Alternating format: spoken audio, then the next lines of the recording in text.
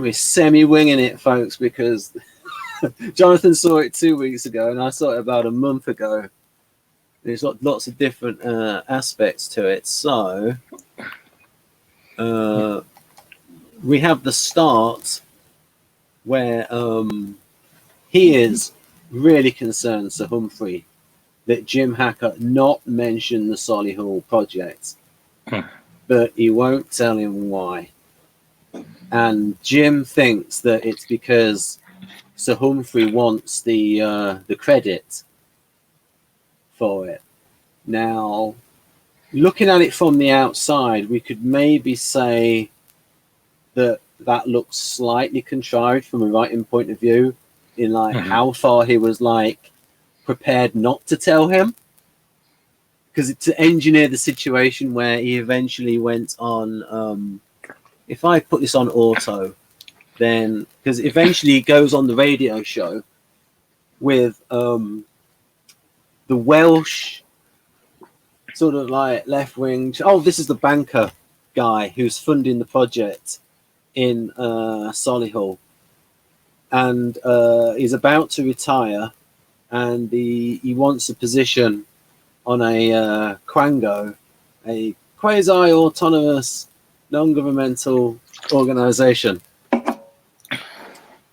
and he's funding the project. The driver, he knows, because he's been driving them around, he knows, to him the Solihull project is a joke. It's one of these things of public. Maybe you should pause it. Just yeah, okay. Quite right, Jonathan. Public-private partnership, and then they're discussing it here on the radio show. So we can bring in a tiny bit of politics and economics in here from certain points of view. Where what I mean by that is, in terms of, arguably there are certain things where there's government investment where market forces wouldn't put the money. Jonathan, I hear clicks. Oh, maybe my teeth. Sorry. Okay. Sounded like clicks on the keyboard. No.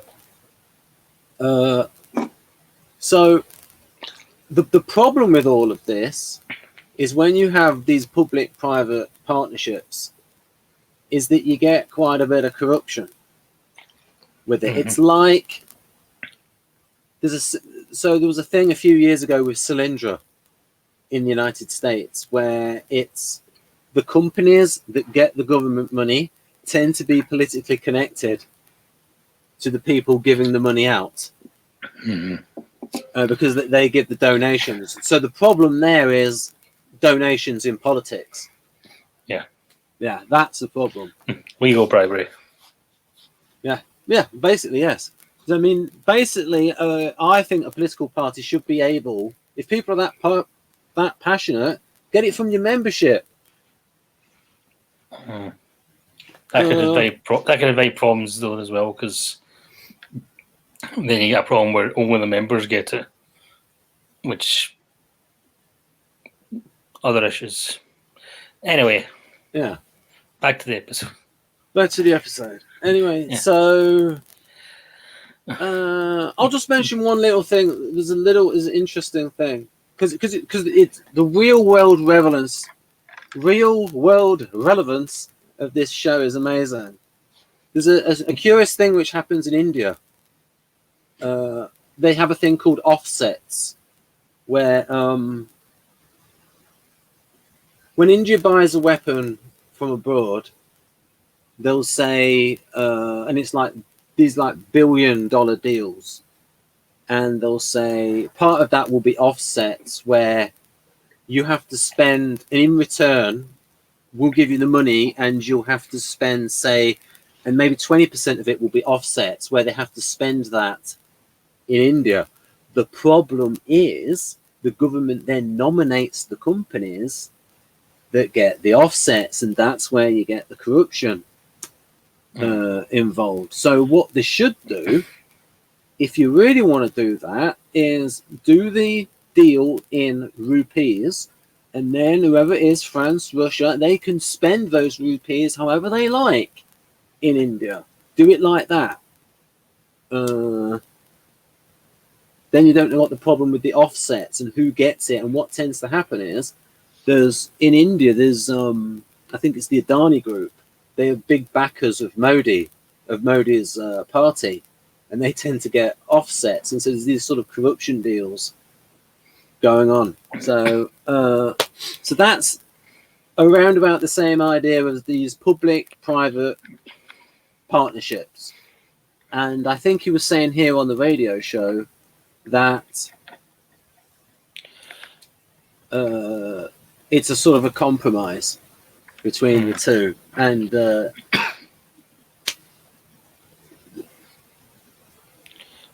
on the show, he's using the Surly housing project as an example of it being successful because he doesn't know the problems.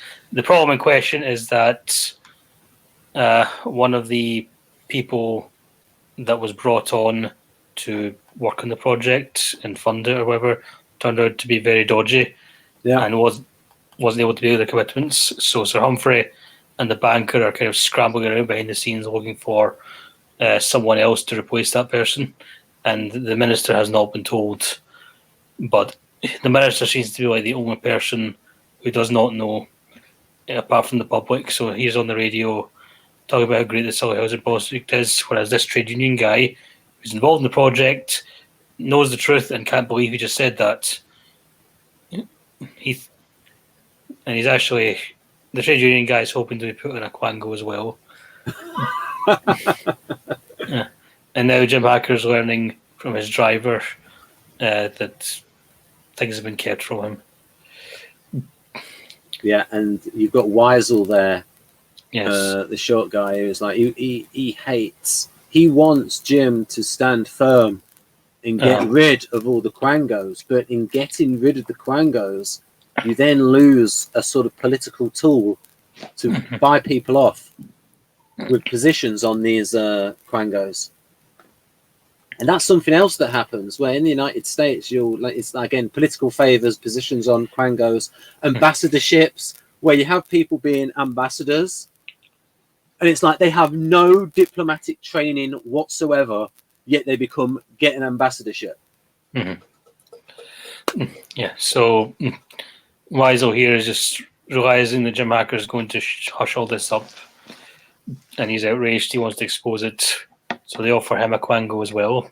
And he first he's turning it down, but now he's learning that the Quango in question will be research into Quangos and the problems with them, and his job will involve traveling all over the world for a whole year. No, really nice. That's with good pay, and so that's what tempts him, and he agrees to it. Not just all over the world, to really nice locations in Western Europe. So there we go. That's something for folks. And right at the end, and people should know Roman numerals, because if anyone's a fan of Super Bowls in the United States, do you know how to? This is a semi-offensive question, Jonathan, but it's almost a rhetorical question. So you know how to decipher that. So if you were to teach the audience how to decipher that, how would you do it? I mean, I know that. Yeah, okay, I'm lost. Jonathan, you're a historian, a Roman historian. I am not a Roman historian. I did Nazi Germany and stuff. Modern history. Okay. Well, I had this in like a children's numbers book. I got like a children's numbers book, and I'll get that book if I can find it. Oh, yeah, the big expert who has to get the children's book to tell him what the Roman numerals mean. No! How dare you? How dare you? I know what it is. How dare you, sir? M is a millennium. CM means take 100 away from a millennium. So now you got 1900. So right. L is 50, and then a couple 3 more 10s. 1980. How dare you? I was going to say 1980, but I just couldn't do it in good conscience. Well, and maybe I'm more familiar because I'm a little bit older than you. Yes, that's it. Right, so some notes from this. Right, okay, so Quango. Oh yeah, I remember Margaret Thatcher once said in us, they always like the Conservatives. Oh, we're going to get rid of these Quangos. I think one of the other reasons for it is that it helps to. Oh, I've got a phone. Okay, I'll bang on about Quangos and pass in the book. I think one of the reasons why they have Quangos is to sort of pass the book and say, oh, it's due to this this body here, this Quango. I can't remember what they're called in the United States. Well, people can find out. Let's go through. This is not going to be a very long review. Right then.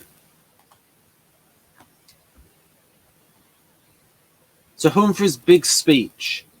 Not in the book. So Humphrey. This is a bit of a cover. BW, that's Bernard Woolley. I believe that Bernard Woolley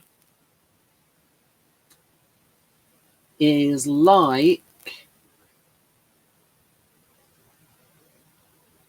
Well, if you were to look at his language, Bernard Woolley is either like a logistical contender or a strategic accommodator. So that would be ISTJ in the MBTI or INTP. Now, I think in terms of the way that he is played, in terms of somebody who is sort of quite accommodating, quite looks like a bit of a pushover, that he's not really contending. He very much accedes to the wishes of others, and so there is the commonality in that both ISTJ and INTP are pedantic. I believe that Bernard is like an INTP. So what do you reckon, Jonathan, about Bernard Woolley's best fit Jungian type? Which types do you reckon he is most like, and then the one that's most likely in your point of view? INTP is possible. I also considered ISFJ and INFJ. I think he's a 9 in the Enneagram. So, yeah, you can definitely see a kind of accommodating thing in middle ground between the two of them. Snarky remark. Yeah, because what I tend to do with characters, I also tend to go off like the body language and the way it's done. Like he doesn't have a lot of. The way it's performed is like somebody. He doesn't have a lot of oomph. He's like not got a lot of confidence in the way he. As you said, 9. But maybe not lack of confidence, but not certain. Like not it. He's not. He doesn't have strong SE. Yeah. So to me, it's like it comes down to ISTJ, INTP. We've not really hear him get overly theoretical in something. He is very smart though. He is very smart, very cerebral, very well educated. But we always sort of pick up on his strong thinking, strong nuance, in very strong nuance in terms of really good. But again, ISTJ can do that as well. So I'm still with the ISFJ. ISFJ, woo, a really smart ISFJ with wicked good distinctions. Yeah, possible. Yeah, definitely. It can be difficult to recognize male feeling types. That's true. A lot of people think I'm INTJ.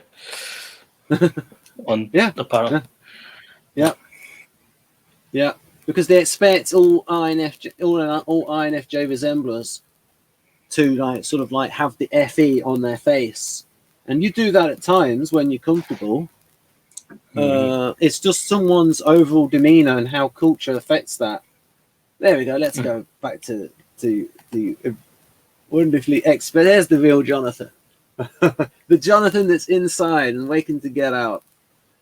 So also doing a little bit of digression, but we're doing a little bit on typology, but some people will be watching this. So for instance, Hannah and Sanna, both from Finland, and they're both saying it's not a very FE country. So given that I mean, would you agree with me, Jonathan, that FE is very much affected by the cultural norms around it and cultural norms of expression? I suppose so. Can be. So, for example, if you had an SFJ in a culture which was quite reserved, then they're... Yeah, I mean, for SJs, it would be more so, right? Or, I mean, ISFJs are obviously more reserved than ESFJs by nature. I don't know how Finnish ESFJs and ENFJs get on. Maybe they're driven mad. I would imagine. I would think, in terms of the cultural point of view, at home they might be really expressive, but I can imagine ESFJ in a more formal culture would be more toned down in sort of like in public, if the public manners, if the mores were like to be like toned down and reserved, sort of like the stereotype of what Britain was like in the 1950s. Amongst a certain class, there was that reserve there. So yeah, there might be this thing of them being because they are very attentive to the situation, aren't they? This is how you behave in this situation. And I noticed that with Alina when they're also very good at getting into TE mode when they're in a business setting, because that's the mode of interaction. That's again your business hat on. Anyhow, so not too much typology. Sir Humphrey, this is a bit of a cover. You like doing Sir Humphrey with the refined Scottish voice. So I'll do Sir Bernard Woolley because INTP. Maybe. Is Bernard a knight? You said Sir Bernard. I don't think he's a Sir. Did I put Sir Bernard? I did put BW. Did I say Sir Bernard by mistake? Yes. I will beat myself up later on. He should be though. He deserves it, but he's not. Right. There's an example of a little bit of government corruption. A guy in Leicester, all he was a councillor for 20 years, and he was given a knighthood. Right, and people might think, and he became like mayor of Leicester after he got the knighthood. But my point is, I don't believe everyone who's a councillor for 20 years gets a knighthood. That's my point of view of consistency, right? Because there's going to be a load of people in safe boroughs across this country that are going to be on the council for 20 years. And what happened is, that's another thing that happens with corruption. This is something that's specific to England. They don't have this in the United States, where it's effectively selling titles.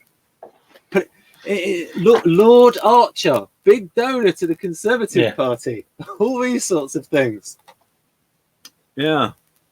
It's amazing how big donors to parties end up with titles. So Humphrey, this is a bit of a cover, isn't it? Certainly not, Bernard. It is responsible discretion exercised in the national interest to prevent unnecessary disclosure of eminently justifiable procedures in which untimely revelation could severely impair public confidence. You're doing so well. Oh, I see. It's like Watergate. And the report's foresight had some insights in the light of... Oh, sorry, that's yours, Ryan. And the report's foresight had some insight in the light of hindsight. No, really, I'll try and say that better. And the report's foresight had some insight in the light of hindsight. The Official Secrets Act is not to protect secrets, it's to protect officials. Premature and out of date. Oh yes, that was sort of taken out of context. When they said, that was like when we was that slightly contrived bit at the start. I mean, that was a bit of a Beast Wars kind of internal sound. Turn into Rhinox. He's just eating all these. This is the episode I just saw before we started. He ate all these bindweeds, and he had an energon fart, and that hit Megatron. Right, and he said it was his most embarrassing defeat in the Beast Wars. He had a good line the other day. What was it? I'll say this. Forgive me if I don't melt in a puddle of gratitude. Right, and then here we go. Oh, this is a little bit touchy. This one, a little bit topical. You see, the ideal Quando appointee is a black Welsh disabled woman trade unionist. We're all looking around for one of them. You don't happen to know any, do you? There was a program made in 1980. It takes two to Quango, Minister. Yeah, I thought that was a good line. So, I'm just looking over the sociologics subtypes for ILI. Just seeing if Sir Humphrey fits either of them. yeah, you don't like my suggestion that he is ESTJ, do you? You don't think he's clever enough? Maybe we should get Kristen in there to debate that point.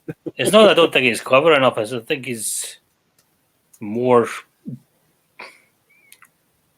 It's not so much... He is very clever, but more importantly, he's really proud of his cleverness. It's really kind of a smugness to his cleverness. Like his cleverness is kind of like the main thing, rather than hard work or so much.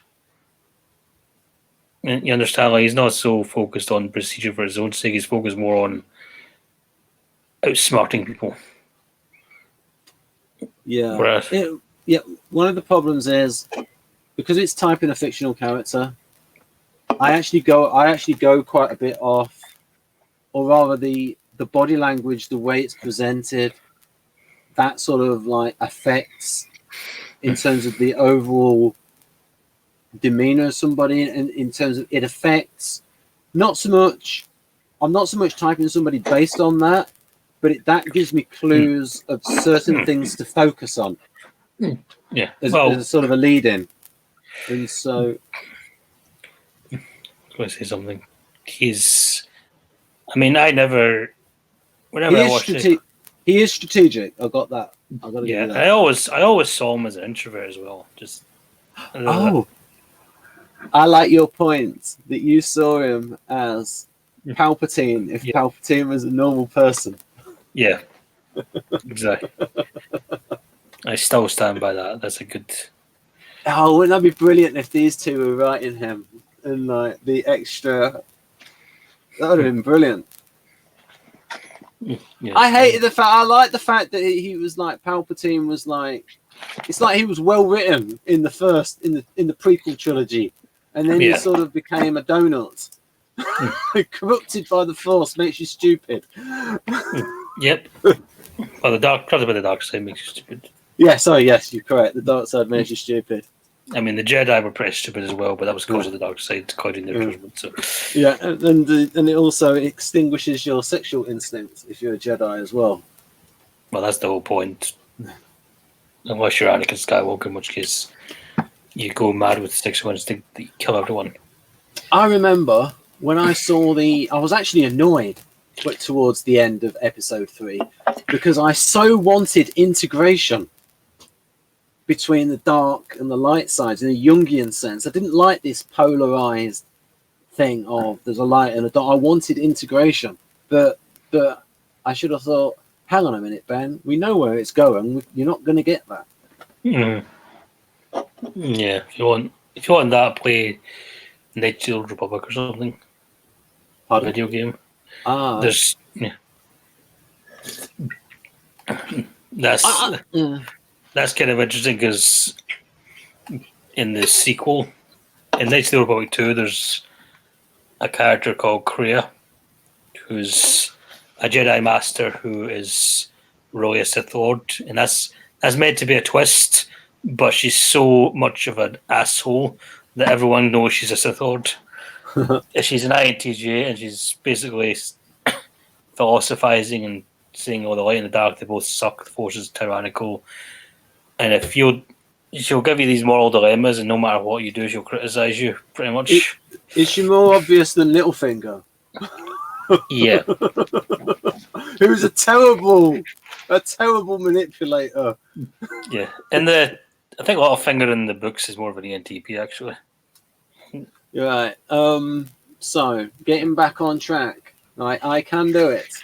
So now that you've seen, I don't know if you saw the previous episodes when you were in the previous review. I don't know if you watched the previous ones. When I was in the previous review, in the previous review, I hadn't watched Yes Minister. Right then. So Jonathan, let's please go through your thoughts of the previous episodes in this season 1.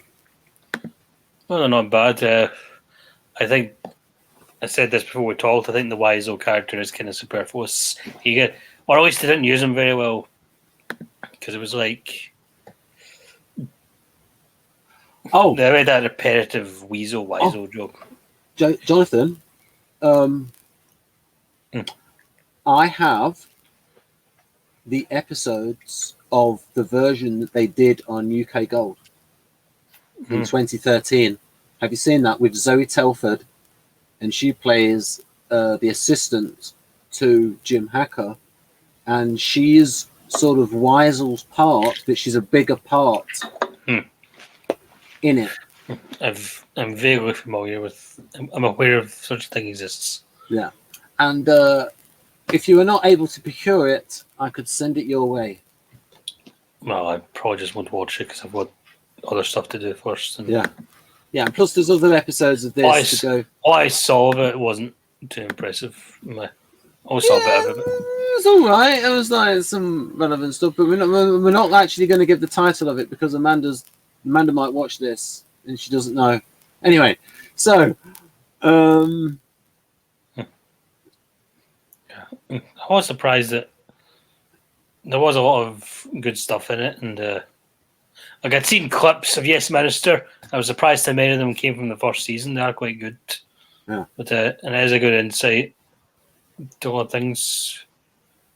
Usually, I think overall, there are scenes that stand out more than the overall episode itself. But the scenes are better than the episode sometimes. Right. But it's a lot of good stuff. Is this based off a play or a book or something? The show. Which show? Oh, you mean the actual Yes Minister. Right, yes. They had a mole in I know they had a mole, but I thought there was a book or something. I guess I misread well, that. I have a book. What they did is they did it from they took the scripts and they changed them into diary entries and fleshed them out. I've not read them, but I'll show you what it looks like. Oh, I may have it backwards then. Well, they did it afterwards. They did the book in order just to make some money. Yeah. Oh, I see. They made a stage play off of the show, and the play led to the TV series in Gold. Oh, I don't know. Have they made a stage play? I don't know about a stage play. I'm just right. Okay. Yeah, they adapted it for radio, and then it was in 2010 they made a stage play, and the play is what led to the Gold series. Ah, right. Oh, because I was talking about the diary thing. That they did. They did a big thick diary of the television episodes. Basically they novelized it. Well, they didn't novelize. I don't know what it's called when you turn a script into diary entries, and then diary entries almost like turned into a fictional political memoir. Is what it was turned into. But it's a bit awkward for. In this, I just like typed them up, put it in a text file. So I have a list of episodes. So again, it's just memorable scenes. I don't know if there's.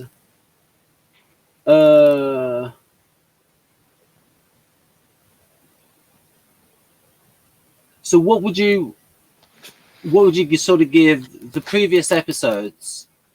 Were they all much of a muchness? You pretty much saying any favourite ones? Much of a muchness. Yeah. Never heard that term before. Right then, let's. It's hard to tell because I've been binge watching it. It's kind of like a bit fuzzy in my brain. Right. Okay. Which is which. I'm gonna. What's going on here? I'm trying to get out of it. I think I'm stuck. I think I prefer the second and third seasons. Right. But the first one was quite good. Showed a lot of promise. Right then. So I think I was impressed where, like, in the second or third episode, Jim Hacker meets his predecessor, and his predecessor tells him of all the tricks Humphrey uses. I thought it would take him a while to catch on to Humphrey was not a friend, but that was a lot faster. Oh yes. This reminds me of one thing. I do not like how this series is framed as Jim Hacker being dumb. He learns, he gets smarter. Even by episode 6 or 7, he's already smart in a way, and he's got political acumen. And we saw it in. There was that episode with like the ENTP guy, because he's not like a big flipping bow tie, and he sort of comes up and he sort of turns tables on him. Oh, spoilers! Because I think that's. Well, it's a previous episode. Previous episode. Oh. Okay, I'm thinking of a different one. But yeah. I'm sure yeah. Go on. Yeah. So actually, I got these. Yeah. Maybe it's called The Writing on the Wall. Yeah. Oh, you mean is that the guy who works for the Prime Minister's office? Yeah. I'm just gonna show it. Never saw it in ENTP. But well, this guy. I think this guy. Yeah. Flipping ENTP. Oh, and John Savardance playing Jumpy. A good performance there, like John Savardance. Yeah, it's about he disappears. Yeah. Oh, yeah. Yeah. This guy is ENTP-ish. You don't really get to know him. That's I guess I never saw him, but yeah. Yeah. Oh, there's that little bit here, like that. Oh, that's something like also Humphrey. I never really cared. All this kind of. So, like I said, I think he's smart in this one. Jim Hacker is smart in this episode, and it's like they out maneuver this guy. Yeah. Yeah. But this guy plays it off as all a big joke, so it's hard to tell if he was serious or not. Oh, I remember what this one's about now. Yes. This is about the Prime Minister and the Napoleon Prize. And if he and the Napoleon Prize is about £100,000.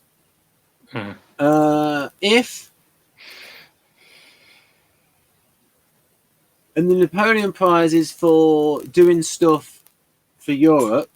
Yeah. But if the Prime Minister comes out and says and appeals to his base, then so if the Prime Minister gives the speech, because the speech I think went to the press, something like that, or they were able to stop it from going to the press.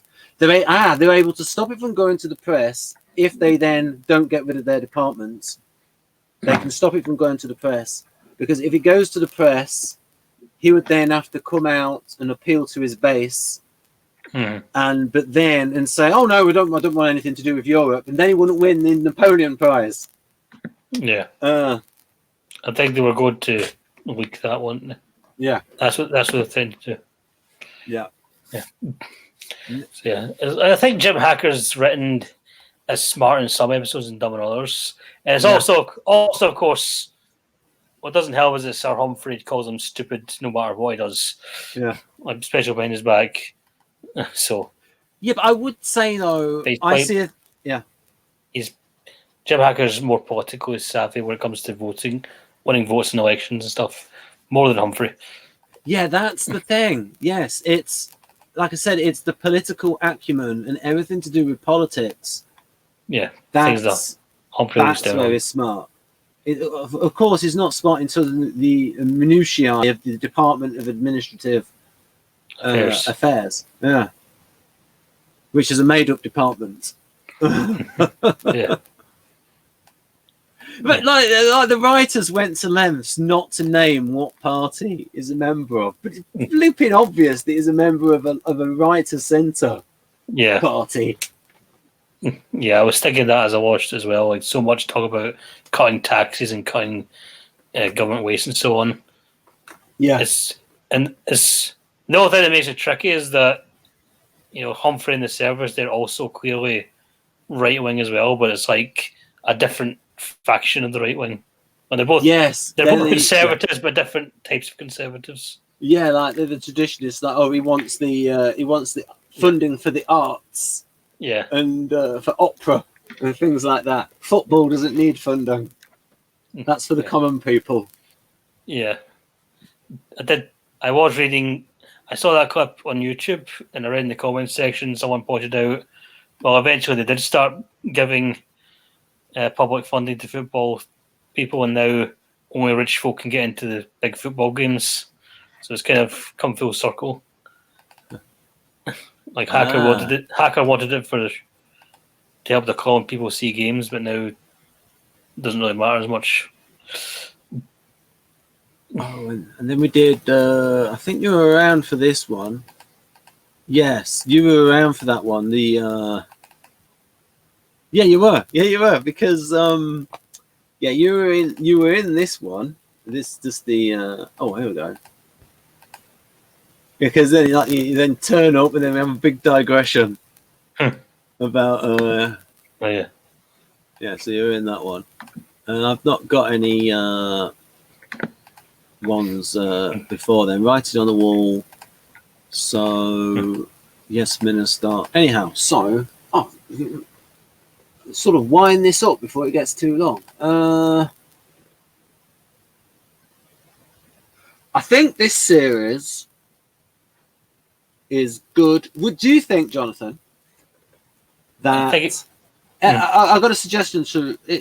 I'm going to give you a question, and you can sort of. So, if someone watching this channel, say they're in their early 20s,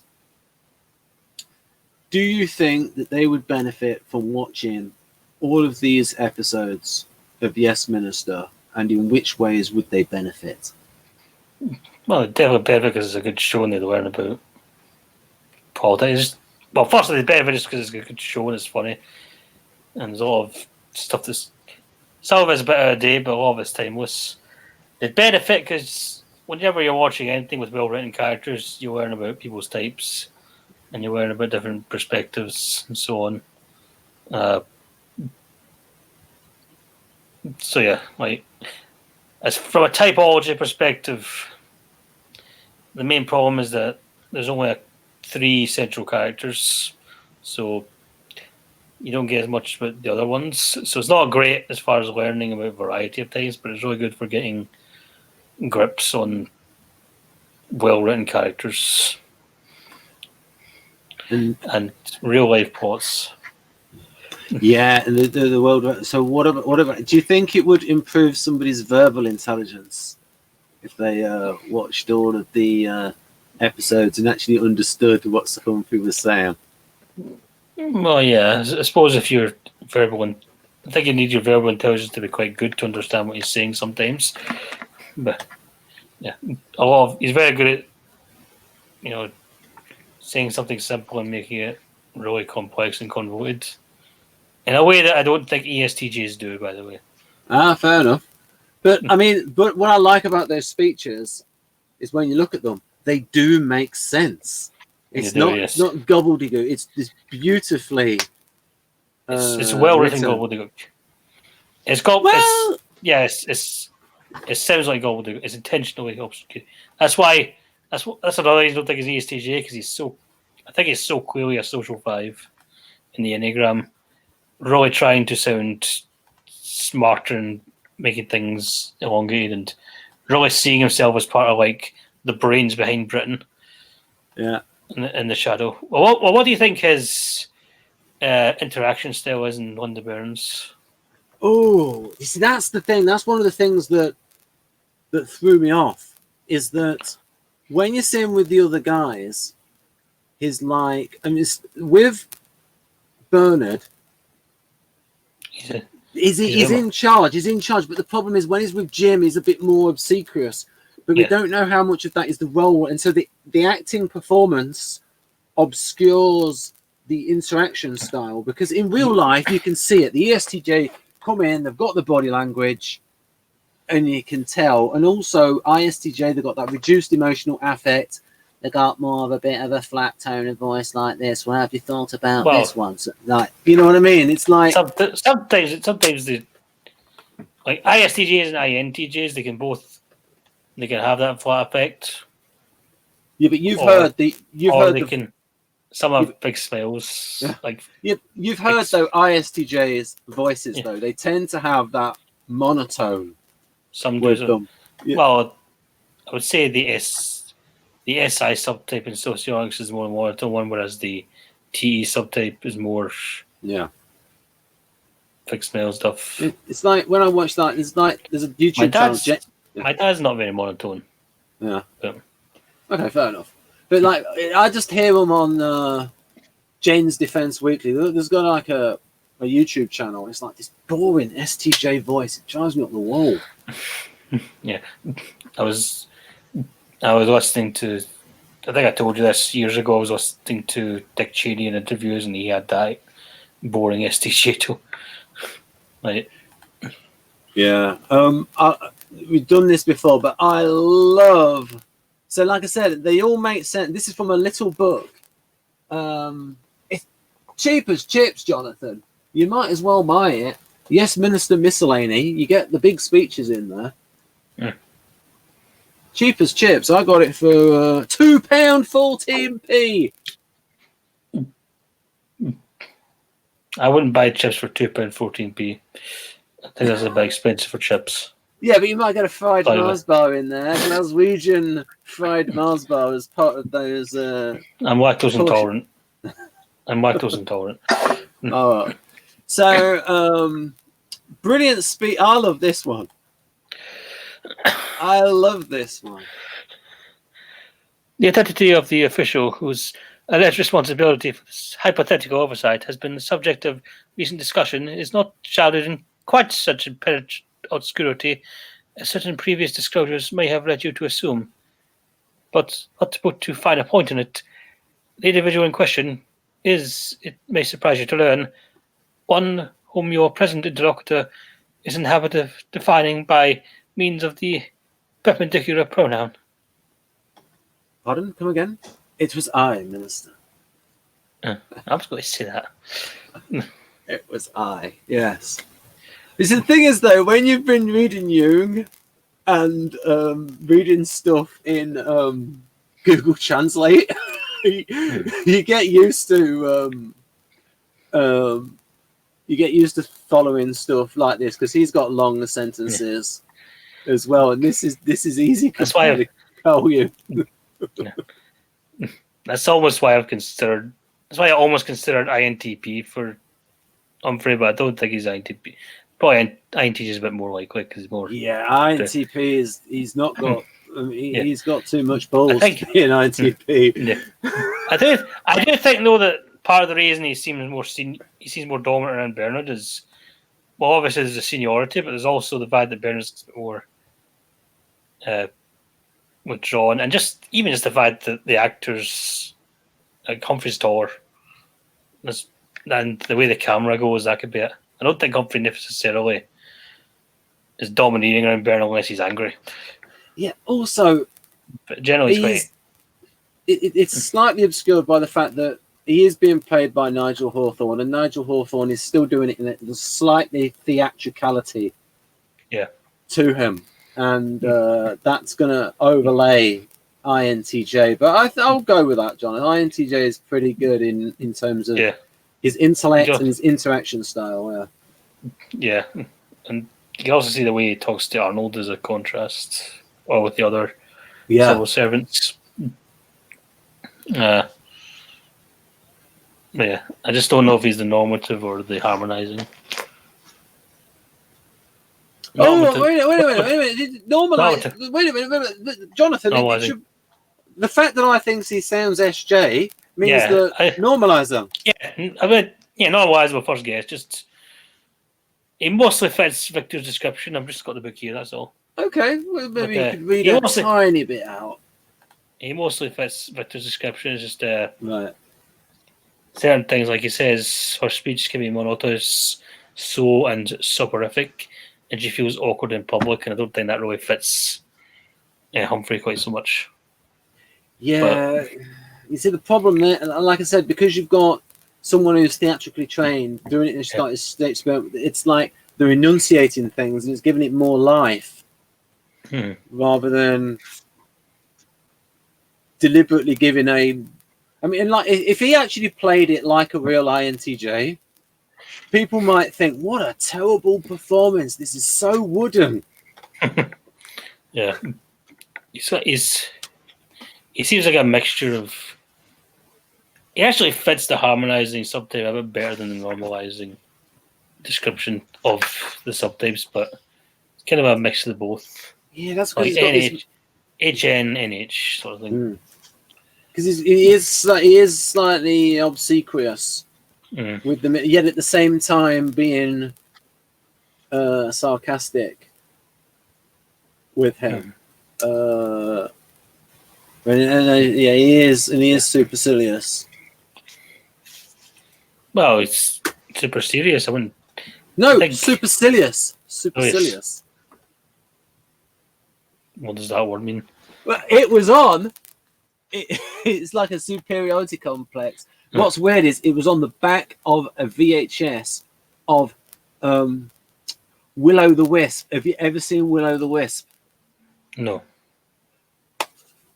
Kenneth Williams did all of the voices on Will-O the Wisp. And he had this fat fairy, and he would do the voice like this. Oh, Arthur, why must we do this? And it's just like too fat to fly, and you've got evil Edna, who's an evil television set, and in one episode she falls in love with the television presenter. It's any good. Let's see if I've got it. I'm just gonna, so people don't get a crotch shot, I will switch my camera off while I find it. Here we go. So, the supercilious cat in this is called. What have we got here? Will-O the Wisp. Have you seen this, Jonathan? I don't think I have. And it even looks like Kenneth Williams. Can't really tell in that picture. The nose. Oh, yes. Oh, Arthur. There we go. Evil Edna television. So, what do we have here? Will-O the Wisp. Evil Edna. Maybe it's Cruet. Too Fat to Fly Fairy. Moog.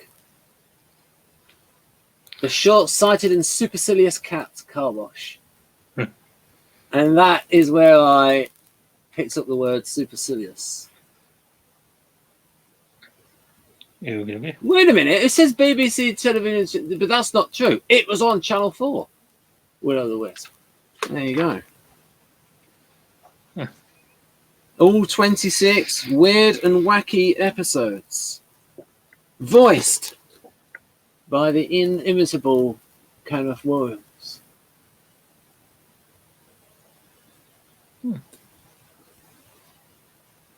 Right then.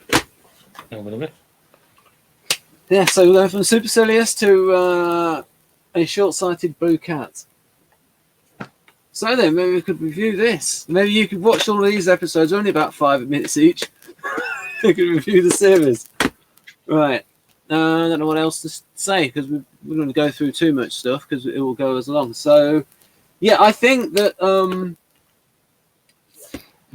yeah, as your point, if you've already got a high verbal intelligence, then I think you'll enjoy this series anyway, because there's not many other series. Are there any other series out there with as good verbal exchanges in terms of in terms of like the Sir Humphrey big speeches. Well, maybe, but I can't think of the top of my head. So went on. There's probably ones with that are just as well written, but not in the same style. And I think libertarians would love it as a critique of government. And anyone studying political science should watch it. Since this is Wiseau's last episode, what do you think his type was? Oh, dearie me. Dearie me. Right there.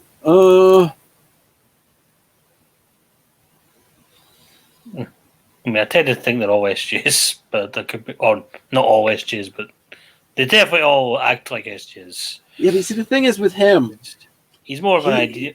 He's kind of like an idealist, but he's also kind of jealous. Yeah, but you see, the thing is though, the role is best suited to sort of like a tactical intellect, and if he's in that case, I'd say ISTP almost, but or ISFP.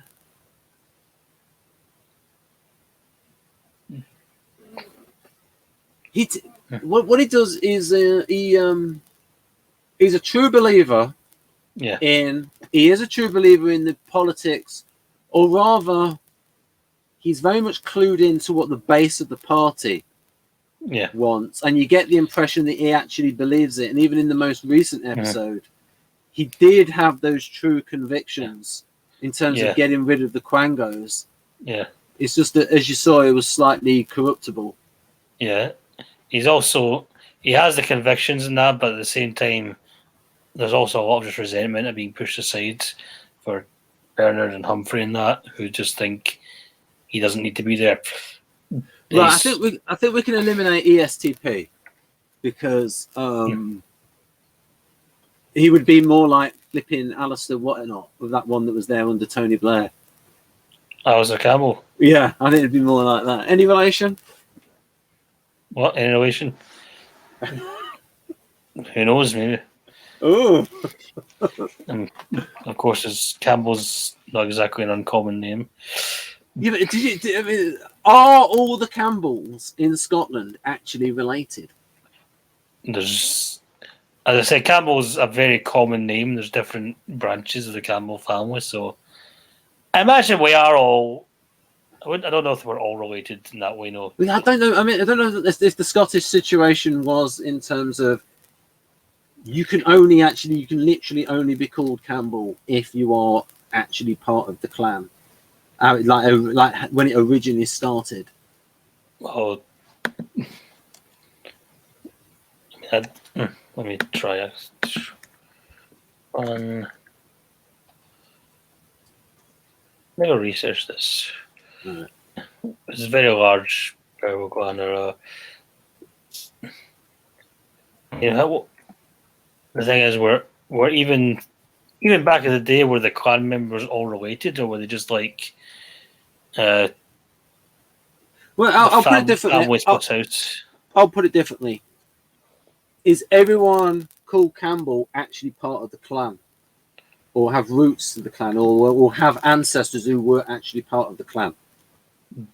I mean, that's the theory, but whether that's true or not, like I certainly I've always assumed that I have ancestry in the clan, but it's not like something I've properly researched. I did talk to someone a few weeks ago just before the lockdown started. I was talking to someone who visited the castle where their ancestors were from, and they found a portrait of their ancestors who apparently looked exactly like him.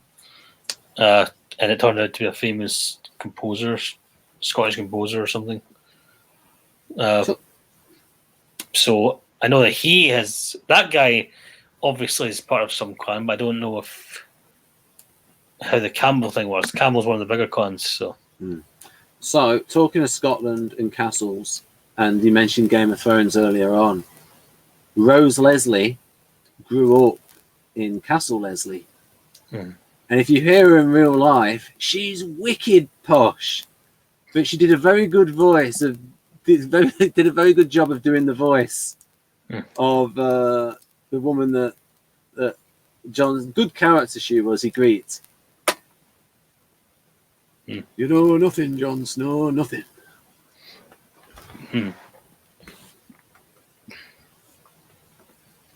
Right then, we might as well. You, Jonathan, you have been equally culpable in this review of digressing.